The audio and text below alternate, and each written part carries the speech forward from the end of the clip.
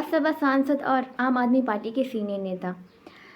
वक्फ properties की हिफाजत के लिए आयोजित एक जनसभा में उन्होंने गंभीर सवाल उठाए और कहा कि ये लड़ाई सिर्फ मुसलमानों की नहीं बल्कि हर उस शहरी की है जो दान देने, मज़हब का पालन करने और फ्रीडम ऑफ एक्सप्रेशन को जारी रखना चाहता है। उन्होंने ये भी याद दिलाया कि पार्लियामेंट में वक्फ बिल के खिलाफ 232 वोट आए थे, जिनमें ज़्यादातर नन मुस्लिम थे, और ये इस बात का सबूत है कि इंडिया में अभी भी सेक्युलरिज्म जिंदा है। तो आइए उनकी वीडियो अंत तक देखते हैं, फिर बात करते हैं। आरिफ साहब का बहुत बहुत शुक्रिया कि उन्होंने ये प्रोग्राम रखा, लेकिन मैं ये बैनर पढ़ रहा था कि IMCR और APCR public meeting on protecting Waqf lands. अब मुझे लगता है कि आगे आपको ये जैन टेम्पल लैंड्स भी लिखवाना पड़ेगा, उसके बाद टेम्पल लैंड्स भी लिखवाना पड़ेगा, फिर आपको गुरुद्वारा लैंड्स भी लिखवाना पड़ेगा और चर्च के लैंड्स भी लिखवाना पड़ेगा, क्योंकि इस वक्फ के कानून के बाद 90 साल पुराना जैन धर्म का मंदिर वहां गिरा दिया गया मुंबई के अंदर। बोध गया में लड़ाई चल रही है कि वहां पे भी कमेटीज में उनके जबरदस्ती गैर बौद्ध को उसमें शामिल किया गया है।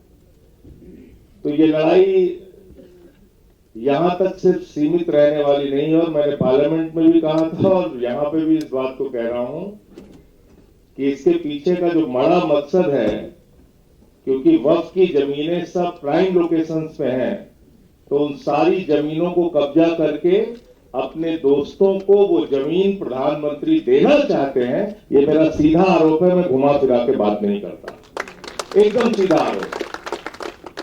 और ये इसके पीछे का मकसद यही है, और आगे यही चर्च के साथ होगा, मंदिरों के साथ होगा। अयोध्या में अडानी को 23,000 एकड़ जमीन रक्षा विभाग की दी गई है, उसमें तो बाबाओं का भी नाम है। आपने एक कानून इस देश के अंदर बनाया, अभी हमारे साथी सांसद संविधान की बात करके गए, संविधान में कुछ आपको मौलिक अधिकार दिए गए जिसमें कहा गया कि इसमें कोई परिवर्तन नहीं होगा, ये तो आपका फंडामेंटल राइट्स है। और संविधान की धारा 25 से लेकर 28 तक 29 तक ये बताती है कि हिंदुस्तान में रहने वाले हर नागरिक को अपनी धार्मिक मान्यताओं के हिसाब से पूजा करने की, अर्चना करने की, उपासना करने की, इबादत करने की, प्रेयर करने की, गुरु ग्रंथ साहब का पाठ करने की पूरी आजादी है, और अपनी धार्मिक संपत्तियों के प्रबंधन की पूरी आजादी है। इसमें कोई नरेंद्र मोदी और कोई बीजेपी वाला कुछ नहीं कर सकता। ये कानून हमको बाबा साहब डॉक्टर भीमराव अंबेडकर के द्वारा लिखे गए संविधान से मिला है, और ये बिल एक गैर संवैधानिक बिल है, इसलिए हम इसका विरोध कर रहे हैं। ये अनकॉन्स्टिट्यूशनल बिल है। और अभी सिन्हा साहब जब यहां पे बोल रहे थे, वो कह रहे थे कि एक प्रोपेगेंडा फैलाया गया इस बिल के लाने के पहले पूरे देश में। हिटलर के प्रचार सचिव का जिक्र भी उन्होंने किया। क्या क्या कहा गया? मैं जेपीसी का मेंबर था वक्फ कमेटी में, तो कहा गया कि साहब जिस भी जमीन को मुसलमान चाहे उसको वक्फ घोषित कर दे, और वक्फ बोर्ड कहता है ये वक्फ हो गई तो वक्फ हो गई।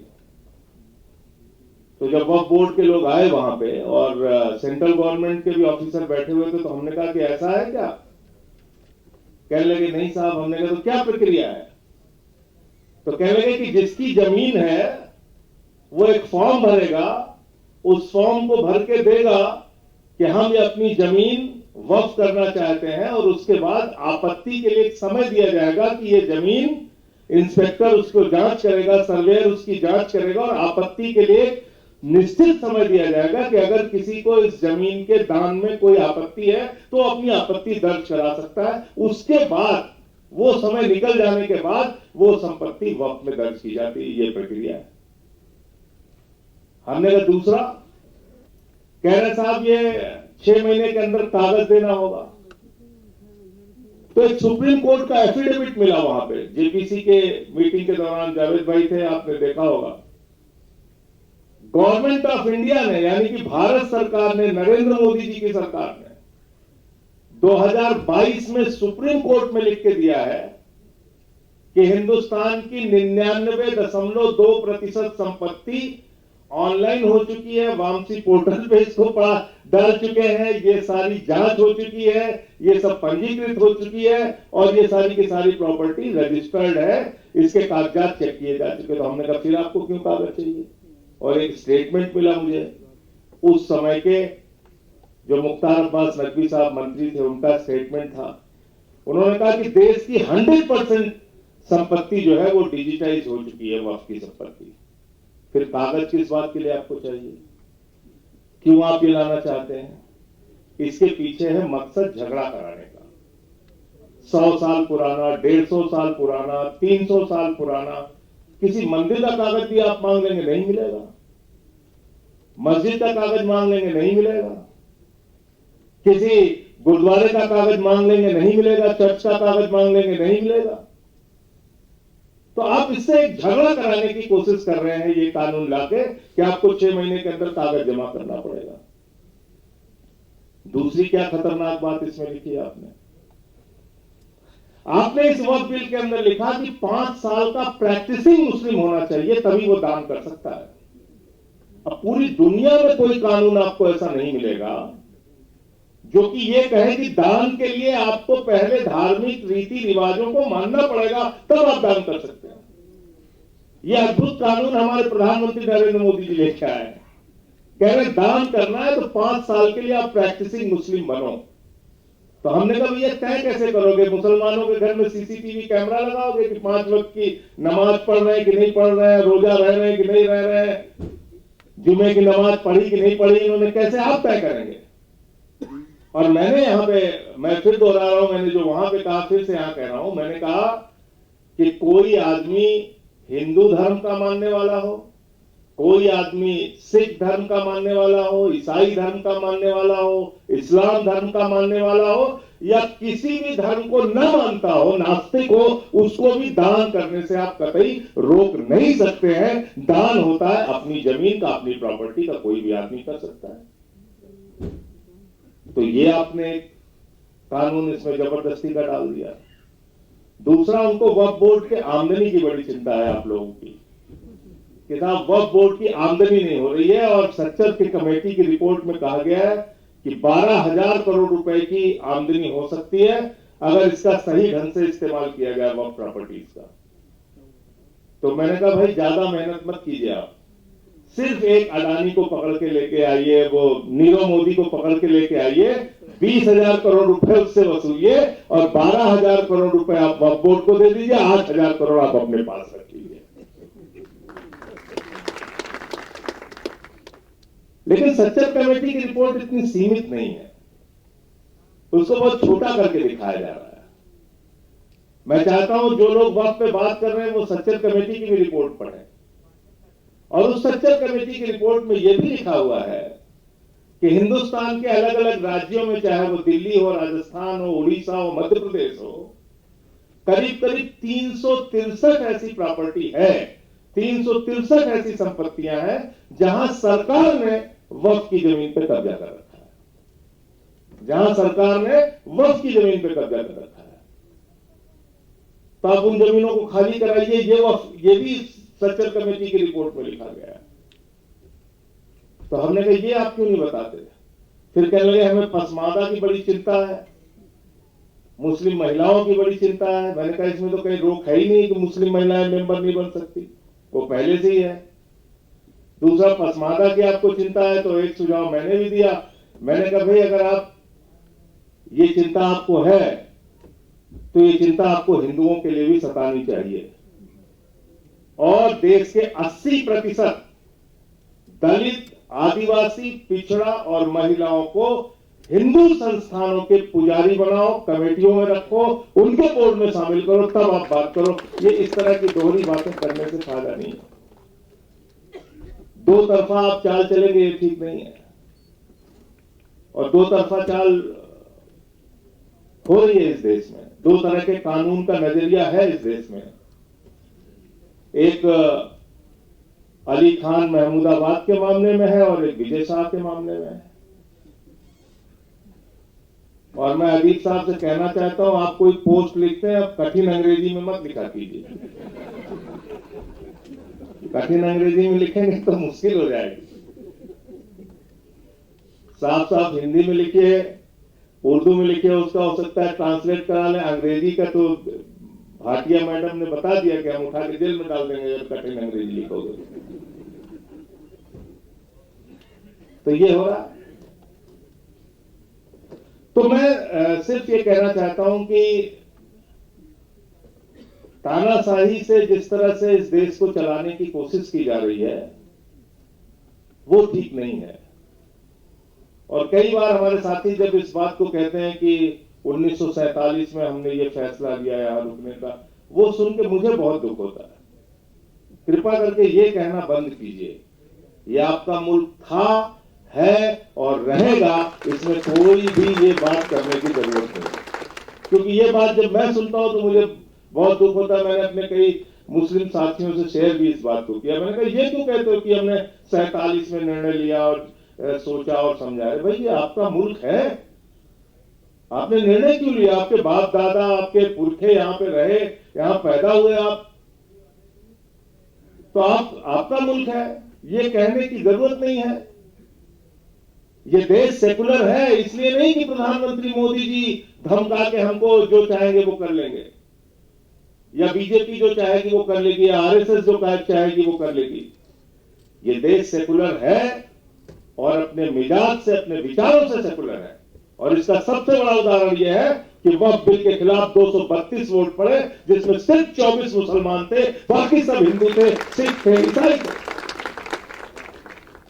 95 वोट राज्यसभा में पड़े, जिसमें मुश्किल से 5 और 6 मुसलमान रहे होंगे, बाकी सब हिंदू थे, सिख थे, ईसाई थे।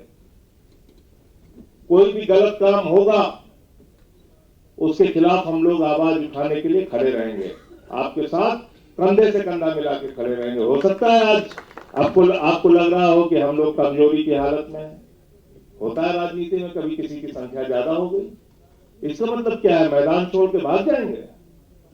बिल्कुल भागेंगे नहीं। आंख में आंख मिला के इनसे लड़ाई लड़ेंगे, अपने हक के लिए, संविधान के लिए, जायज बातों के लिए। उसमें पीछे हटने की कोई आवश्यकता नहीं। तो इसलिए मुझे लगता है ये कहना बिल्कुल बंद करना चाहिए कि हमने 47 में फैसला लिया। ये आपका ही मुल्क है, आपने क्या फैसला लिया? आपका मुल्क है ये, और ये एक सेकुलर मुल्क है। ये संख्या बल का खेल तो बदलता रहता है। अभी पूरे देश ने दिखाया ना, पहलगाम के बाद, पहलगाम की घटना के बाद पूरे हिंदुस्तान ने दिखाया कि हिंदुस्तान एक सेकुलर मुल्क है। पहलगाम की घटना के बाद कश्मीर के गलियों में, मोहल्लों में, गांवों में, लाल चौक तक में प्रदर्शन हुआ और सबने कहा ये निंदनीय घटना है, इसकी हम भर्त्सना करते हैं, हम इसके खिलाफ हैं। और रो रो के लोगों ने इस बात को कहा। अभी आपने ऑपरेशन सिंदूर शुरू किया, पूरे देश के मुसलमान आपके साथ खड़े हुए। मस्जिदों में उन्होंने ऐलान किया कि हम इस मामले में भारत की सरकार के साथ हैं। सर्वदलीय बैठक में हमने कहा कि हम साथ में हैं। हाँ, मार्केटिंग करने के लिए हम साथ में नहीं है। मार्केटिंग मुबारक हो मोदी जी को। आज उन्होंने बोला है कि हमारे शरीर में खून, गर्म खून नहीं बह रहा है, गर्म सिंदूर बह रहा है। मुझे शर्म आई ये बात सुनकर, भारत के प्रधानमंत्री की ये बात। अभी ऑपरेशन सिंदूर जारी है।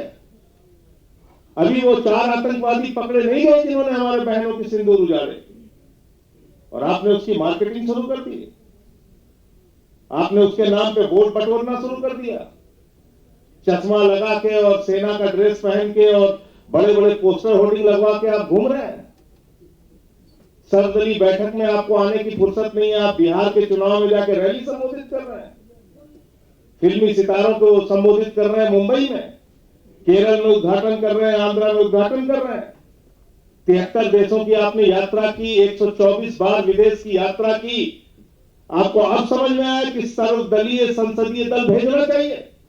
पुलवामा की घटना के बाद सर्वदलीय संसदीय दल क्यों नहीं भेजा गया? उरी की घटना के बाद क्यों नहीं भेजा गया? गलवान घाटी की घटना के बाद क्यों नहीं भेजा गया?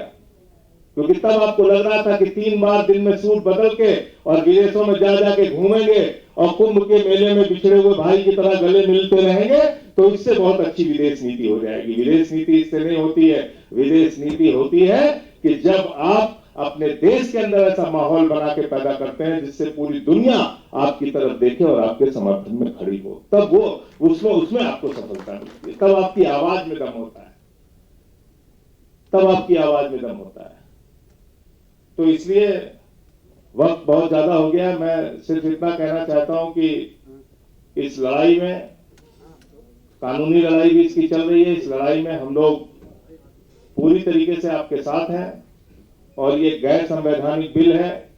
मैंने जेपीसी में भी इसका विरोध किया, पार्लियामेंट के अंदर भी विरोध किया। जब भी आपने बुलाया आपके साथ आकर इसका विरोध किया, आगे भी जब आप बुलाएंगे आपके साथ खड़े होके इसका विरोध करेंगे, लोकतांत्रिक ढंग से, संवैधानिक तरीके से, और जो अपने अधिकार हैं उसको लेके आगे बढ़ेंगे।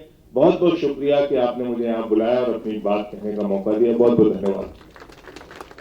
और हाँ, अगर आपको ये वीडियो पसंद आई हो तो लाइक, कमेंट एंड शेयर ज़रूर कीजिए और हमारे चैनल सीधा चश्मा को सब्सक्राइब करना ना भूलें। Thank you. सीधा चश्मा, नज़र बदलो, नज़रिया बदलो।